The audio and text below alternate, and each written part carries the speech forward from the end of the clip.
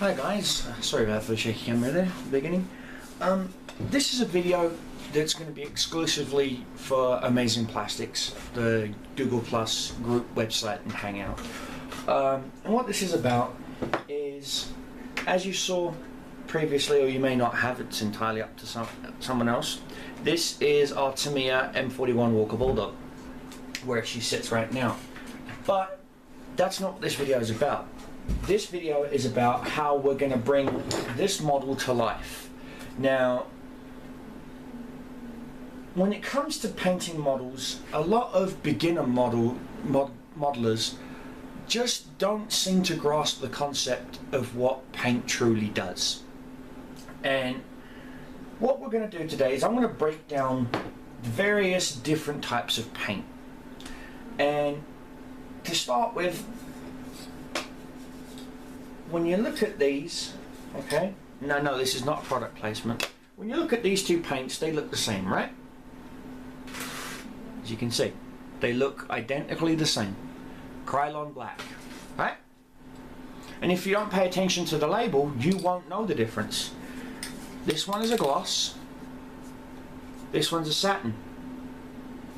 What's the difference between the two? Well, if you don't lay down a primer, again, this is not a product placement, but here is some Krylon primer. I use Krylon simply because, one, they've been good to me, and two, they work for the models I use.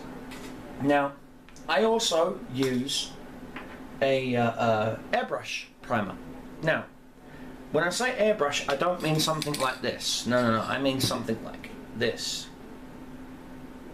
This is a airbrush.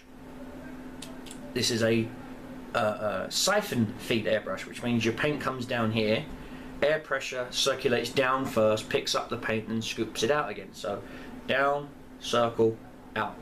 That explains it. You got gravity feed airbrushes where the paint cups on top and gravity does the work for you. It pulls the paint down, the air moves it along. Okay? Now, depending on what I'm painting, for example, if I'm painting this, I tend to not use the quick and easy route like using a rattle can, and that's what some modelers call this as a rattle can. If I'm painting figures like this GI, World War II GI, I, believe it or not, tend to go to my primer. Now why? Figures, to me, can make a diorama, they can make a model, they can make an army. For example, my 40k Chaos Lord, okay, airbrushed. Everything on him was airbrushed with the exception of his cape, which was a big mistake, by the way. But long story short, there are certain applications where a rattle can will work, and then there's certain applications where an airbrush will work.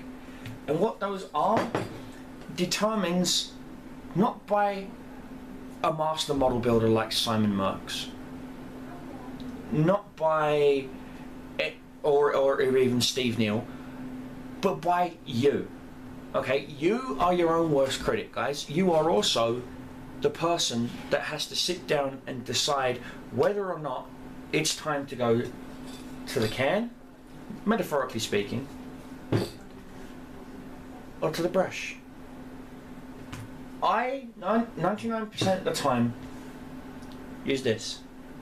I only have these rattle cans in case I'm doing something that really doesn't need a lot of finesse. For example, base coating and prime coating. Now, a prime coat is your base color after pre-shading. Now, again, we'll get into these philosophies of use and terms and whatnot in another episode. But for now, I just want you guys to think that there are alternatives other than a rattle can out there, guys, okay? It pays to shop around. It pays to ask questions. And you can always ask a question on our Google Plus. You can always ask questions on our forums. You can always ask questions. Just go to amazingplastic.com. Okay, guys? I will see you in a hangout. Okay? Ciao.